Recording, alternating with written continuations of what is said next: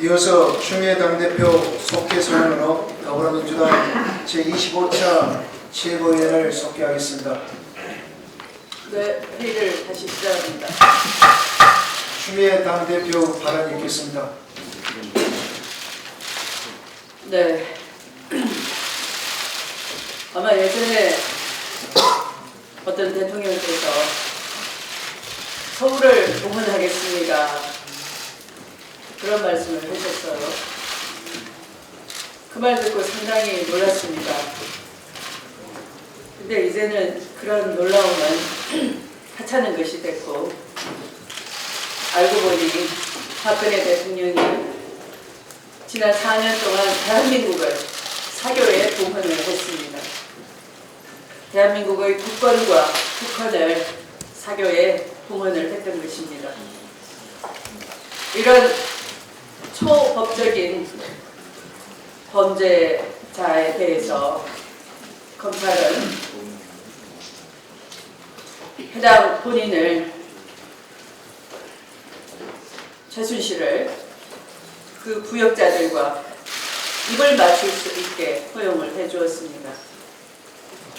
최순실에게 헌납한 30시간의 휴가, 이것은 검찰 수사 사상 최고의 범죄자에 대한 배려일 것이고, 사이비 교주에게 요설의 자유를 허용해서 범죄자 집단 간의 입맞춤을 허용하고 말았습니다. 도대체 이 땅의 검찰 무슨 생각을 하고 있는 겁니까? 종전에는 진경준 등 고위직 검사가 엄청난 범죄를 저질러서 검찰의 최대 위기를 초래하더니 국권 파괴시킨 사이비 교주는 체포하지 아니하고, 이제 이런 검찰이 무슨 수사를 어떻게 한다 한들 신뢰를 얻기는 어려운 것입니다. 오늘 사이비 교주가 출두한다고 하는데 이것이 출두가 아닌 실세의 행차처럼 되어버렸습니다. 새누리당은 국권을 사교에 봉헌하도록 방조하고 울타리를 쳐준 공범 집단입니다. 그래서 국민 앞에 촉구 대죄를 해야 할 집단이 거국 내각을 입에 올리면서 야당 인사를 징발해 발표를 하고, 새누리당은 거국 내각을 말할 이력조차 없는 집단인 것입니다. 거국 내각은 뭐를 전제로 하든 진상규명이 먼저여야 하는 것입니다.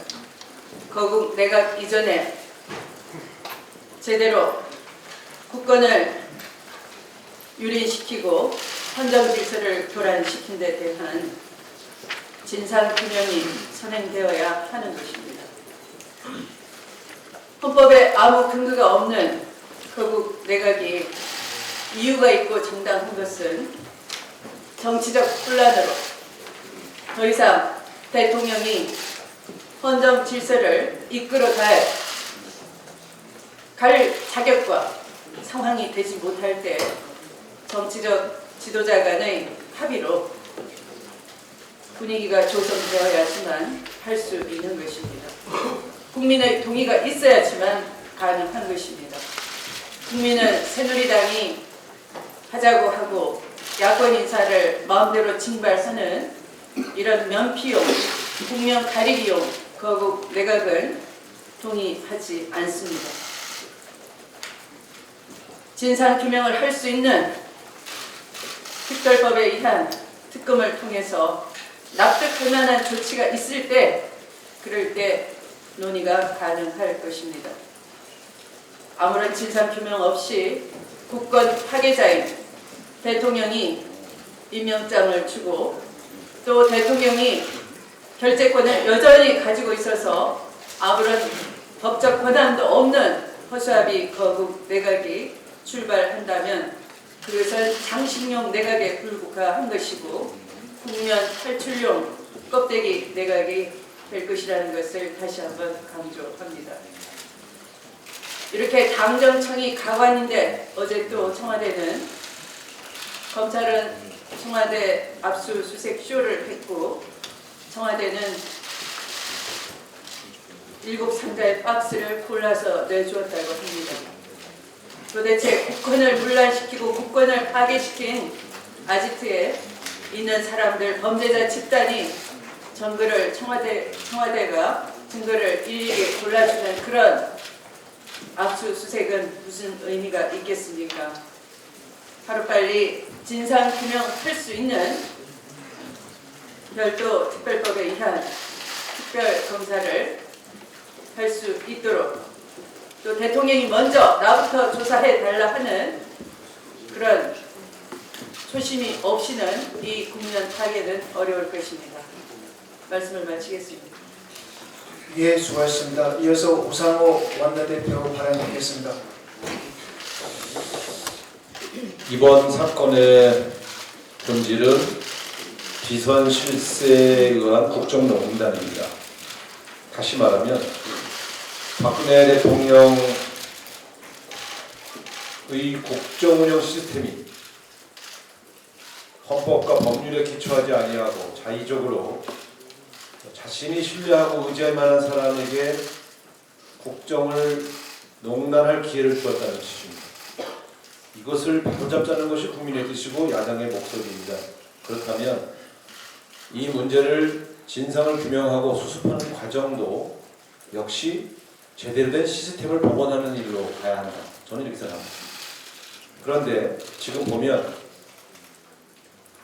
이 수사에 대한 짜맞추기식 시나리오조차도 외부에서 진행된 의심이 강하고 지금 청와대의 인사나 수습책조차도 또 다른 비선 실세에 의지하고 있는 게 아닌가라는 의구심이 있습니다. 혹자는 김기춘 씨라고도 하고 혹자는 또 다른 사람 이름을 거명합니다. 바로 이런 식의 국정 운영을 하지 말라는 것입니다. 끊임없이 비선에 의지하고 끊임없이 또 다른 실세를 만들어내는 이런 방식의 바로 박근혜 대통령이 불신받는 근본 원인인데 또 비슷한 방식을 택하고 있습니다. 비서실장부터 임명하지 않고 민정수석부터 임명한 것도 문제입니다. 우병우를 최재경으로 교체한들 이 시스템을 바꾸지 않으면 또 다른 문제가 생겨날 것입니다. 국무총리를 먼저 임명하고 내각 추천을 받고 비서실장을 먼저 임명하고 수석들 추천을 같이 의논하는 이게 제대로 된 시스템 아닙니까? 또 민정수석부터 임명합니다. 이렇게 하지 마십시오. 검찰은 진상을 제대로 규명하기 위한 골든타임을 이미 놓쳤습니다. 수사 의지도 빈약해 보입니다. 청와대의 조직적 방해도 이겨내지 못했습니다. 자, 보십시오. 미국은 이제 일주일 후면 대통령이 될 것이 확실한 힐러리에 대해서도 재수사 결정을 FBI가 내렸습니다. 그러니 신뢰하는 거 아니겠습니까? 성역 없이 단서와 근거가 있으면 언제든지 그가 아무리 강한 권력자라 하더라도 수사를 개시하는 우린 이런 검찰과 경찰을 보고 싶어하는 것입니다. 잔챙이들은 다 잡아놓고 정작 권력에 가까운 사람들은 수사도 못하는 이런 검찰의 자화상으로 어찌 국민들의 신뢰를 받을 수 있겠습니까? 우리는 특별법에 의한 특검을 통해서만이 진상을 규명할 수 있다고 생각합니다. 또한 이 검찰을 바로 세우기 위해서 고위공직자 수사 비리처 반드시 이번 정기국회 때에 만들어야 한다고 생각합니다. 새누리당이 이런 주장을 받아들여줘야만 거국내각을 제안한 진실성이 있다고 할 것입니다. 야당의 주장은 한마디도 받아들이지 않으면서 내각만 같이 구성하자? 그걸 어떻게 신뢰할 수 있습니까? 특별법에 의한 특검도 반대하고 세월호 진상규명도 반대하고 미르 K재단 증인 채택도 반대했던 그런 새누리당이 이제 와서 야당과 손을 잡고 내각을 같이 구성하자고요? 그럼 특검부터 받으십시오. 세월호 진상규명부터 같이 합시다. 야당이 하자고 한 내용들을 받아들여줄 의사가 있을 때 같이 내각도 구성할 수 있는 것이지, 야당이 지난 1년간 주장했던 내용들에 대해서는 모르쇠로 하면서 내각만 같이 구성하자? 그런 국면 전환용 카드에 야당이 응할 거라고 생각하십니까? 어떤 사과와 반성도 없는 집권당이 국면 전환용 카드로 거국 내각 카드를 꺼낸 것에 대해서 분노합니다. 오늘 10시 45분에 정진석 대표를 만나게 되었는데, 그동안 여야가 합의하지 못했던 어버이연합 청문회, 세월호 진상규명, 특별법에 의한 특검 합의해 주십시오. 그러면 태도가 변화했다고 판단해 보겠습니다. 그러나 이런 야당의 주장을 일체 받아들이지 않으면서 중립내각만 하자, 거국내각만 하자, 야당은 바보가 아닙니다. 그렇게 이용당할 생각이 없습니다. 진실로 국정운영의 틀을 바꾸고 새롭게 대한민국에서 여야가 손잡고 각종 현안들을 해결하자고 나온다면 몰라도 지금은 아닌 것 같습니다.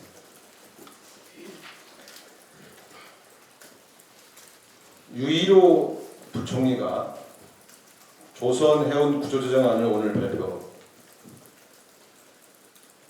자세히 들여다보면 뼈를 깎는 구조조정을 하겠다고 했던 분들이 뼈를 깎기는커녕 피 한 방울 손해보지 않고 오로지 지원책밖에 없는 그러한 방안들로 채워져 있는 것 같습니다.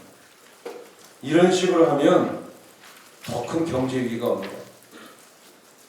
우리 더불어민주당이 올 2월부터 구조조정해라, 구조조정해라 그렇게 이야기했는데 지금 10월 말입니다. 오늘 유일호 부총리가 발표한 안은 결국 또 방법도 틀렸고 시기도 놓친, 그래서 더 큰 경제 위기를 불러올 가능성이 있는 그러한 미봉책의 가능성이 큽니다.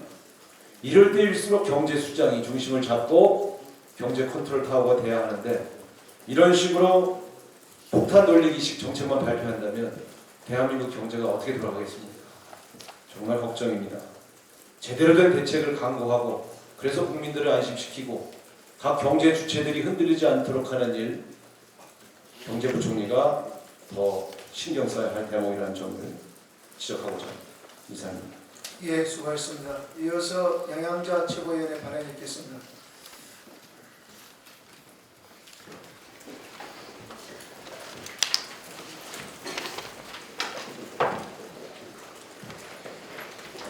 네, 수능이 17일 앞으로 다가왔습니다. 지난 주말 촛불 집회에는 1분 1초를 아껴가며 공부하던 우리 수험생들과 엄마들까지도 참석했습니다. 우리 국민들은 사회의 다른 부분은 부패하고 무너져도 대학 입시만큼은 공정할 것을 기대하고 믿었습니다. 그러나 수능을 앞둔 우리 아이들은 자괴감에 빠졌습니다. 오죽하면 말 타고 시험장에 가든지 금메달을 메고 가야 하는 것 아닌지 하는 소리까지 나옵니다. 몇 년 전 지금과 같은 수능 기간에 새벽부터 실기 준비, 밤늦도록 수능 준비하느라 하루가 멀다 오고 코피를 쏟아내던 딸을 보면서 일하는 엄마로서 제대로 챙겨주지 못해 가슴 쓰라린 밤을 보냈던 기억으로 지금도 먹먹합니다. 소위 돈 많고 빽 있는 부모의 힘으로 상식적으로는 도저히 이해할 수 없는 특권으로 입학하고 도저히 받아들일 수 없는 특혜로 학점 관리를 받은 어떤 아이를 생각하면 분노가 치밀어 오릅니다. 아무런 특혜도 없었다는 그 대학의 총장 해명이 우리를 더 분노케 합니다. 학생을 지도하기는커녕 상존으로 모신 교수들의 행태를 보고 절망했습니다. 그 덕인지는 모르겠으나 그 대학과 교수들은 교육부의 온갖 지원을 받았습니다. 만약 조사 결과 불법과 비리가 밝혀지면 법적 책임은 말할 것도 없고 죽을 때까지 따라다닐 오명을 자초한 선택에 후회하게 될 것입니다. 국가가 무너지고 있습니다.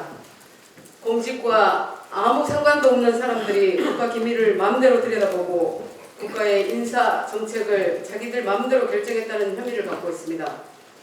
이들의 사적 비즈니스를 돕기 위해 국민이 땀 흘려 낸 세금을 쏟아부었습니다. 장관, 청와대 수석, 비서관, 그리고 놀랍게도 대통령도 그런 경악할 불법과 비리 당사자로 지목되고 있습니다. 무서운 대통령도 있었고 나쁜 대통령도 있었습니다. 무능한 대통령도 있었고 비리에 연루된 대통령도 있었습니다. 그러나 대통령이길 포기한 대통령은 처음입니다. 대통령, 장관, 수석들이 이렇게 하면서 깨끗한 나라를 만들겠다고 김영란법 만들었다니 얼마나 우스운 일입니까? 최순실 돈을 받지 않은 사람들은 학교 선생님들입니다. 그런 선생님들께 커피가 되네 안 되네, 카네이션이 되네 안 되네, 참으로 가소로운 일들입니다. 공권력에 의한 죽음 앞에 사인 하나 소신껏 말하지 못하는 나라, 대학이 유린당했는데도 용기 있게 고백하지도 못하는 나라에 우리는 살고 있습니다. 그런 나라를 대통령과 새누리당이 함께 만들었다고 봅니다. 대통령에게 맹목적으로 충성한 사람들이 이 슬픈 나라를 만들었습니다. 대통령의 말을 붙든다면 박근혜 최순실 게이트는 온 우주가 통탄할 일입니다. 박근혜 대통령에게 촉구합니다. 우리 국민들에게, 우리 엄마들에게, 우리 아이들에게 사죄하십시오. 침묵의 커튼 뒤에 숨지 말고 국민 앞에 진실을 고백하십시오. 새누리당 대표와 879를 의논할 때가 아니라 국민 앞에 진실을 밝힐 때입니다. 그것이 상처 입은 우리 아이들과 엄마들을 위한 최소한의 예의일 것입니다. 이상입니다. 예, 수고하셨습니다. 이어서 신기준 최고위원의 발언 있겠습니다. 박근혜 최순실 게이트로 대통령에 대한 탄핵과 하야 이런 여론을 비전합니다. 불통의 이 정도만 아직도 모르고 있는 것 같고 아직도 감출 수 있고 짜맞출 수 있다고 생각하는 것 같습니다. 수십 가지 비리 의혹의 당사자인 최순실에 대한 검찰의 아주 친절한 배려가 그렇고 이 최순실 끈앞을들이 동시다발적으로 오리발을 들고 입맞추며 준동하기 시작했습니다. 대규모 인적 쇄신을 하는 척 책임 총리제 실시 등으로 국민을 현혹하고 짜맞추기 수사로 대통령을 희생자이냐 최순실의 단순한 국정개입으로 이 국면을 전환하고 이 모든 것을 잠시의 분노의 표출로 마무리하려 한다면 아버지는 분다로 정권을 잡았지만 그 딸은 국민에 의해서 정권을 내놓아야 했을지도 모른다는 것을 명심해야 할 것입니다. 평창 동계올림픽에도 최순실이 개입된 정황이 속속 드러나고 있습니다. 올림픽 폐막식장 건설, 동계스포츠 영재센터, 올림픽 마스코트와 홍보 동영상 문제, 그리고 조직위 연사 문제에서부터 부동산 투기까지 최순실이 올림픽을 준비하는 것 같습니다. 평창 동계올림픽이 1년 앞으로 다가왔지만 다른 분투와 다르게 폐막식장의 공정률은 25.7%밖에 되지 않습니다. 그 이유는 문체부가 스위스의 누슬리사를 사업에 참여시킬 것을 강요했고 컨셉에 맞지 않는다는 조직위에서는 이것을 반대했습니다. 그러나 문체부의 압력은 계속됐습니다. 결국 누슬리사는 배제되었지만 이로 인해서 최종 결정이 무려 6개월 이상 지연되었고 사업비는 367억 원이 늘어났습니다. 최근에 알려진 바로 스위스 누슬리사는 최순실 소유의 더 블루케이가 MOU를 체결했던 회사인 것입니다. 그리고 최순실의 실세로 알려진 조카 장시호가 사무총장을 맡은 동계스포츠 영재센터도 심각합니다. 그런데 이 장시호는 동계스포츠와는 무관한 승마선수 출신입니다. 이 사단법인 준비에서부터 설립까지 이 사단법인은 3개월밖에 걸리지 않았고 설립 1년 남짓한 기간에 7억에 가까운 문체부 예산을 지원받았습니다. 또한 그동안 영재 육성 사업을 해오던 설상과 빙상협회는 이러한 법인이 설립되는지도 모르고 있었습니다. 이 법인의 예산 운영에 많은 문제가 제기됐지만 문체부는 지원만 할 뿐 운영은 관여하지 않는다는 무책임한 발언을 하고 있습니다. 철저한 사후 정산이 필요합니다. 최근 문체부가 2억 7천만 원을 들여 졸속으로 제작한 평창 동계올림픽 홍보 영상 아라리오 평창은 차은택이 연루되어 있습니다. 이 영상은 공개되자마자 네티즌 사이에 싫어요 테러를 당했습니다. 전문가들은 5천만 원도 들지 않는 수준이라고 말하고 있습니다. 올림픽 마스코트 또 당초 호랑이와 곰이 선정됐지만 문체부 김정덕 전 장관이 느닷없이 진돗개로 바꾸라고 지시했고 조직위는 물론 IOC까지 반대해서 수호랑 반다비를 확정했습니다. 그 과정에서 최종 발표까지 수개월의 시간과 예산을 낭비했습니다. 이 석연치 않은 조직위원장 교체 그리고 마스코트 이 모든 13조 원의 규모로 치러지는 동계올림픽의 시설, 행사, 홍보 등의 최순실의 입김이 작용하지 않는 것이 없다는 의혹이 강하게 일고 있습니다. 국가대사인 동계올림픽이 최순실과 그 실세들의 농단의 대상이 되었다는 사실에 분노를 감출 수가 없습니다. 동계올림픽 준비와 지원 사업들에 최순실의 검은 그림자가 스며들어 성공적 개최에 차질을 빚지 않을까 걱정이 되는 것입니다. 이제라도 평창 동계올림픽이 국제적 망신거리로 전락하지 않도록 남은 기간 명명백백하게 이러한 사실들을 밝히고 새롭게 준비해 나가야 할 것입니다. 이상입니다.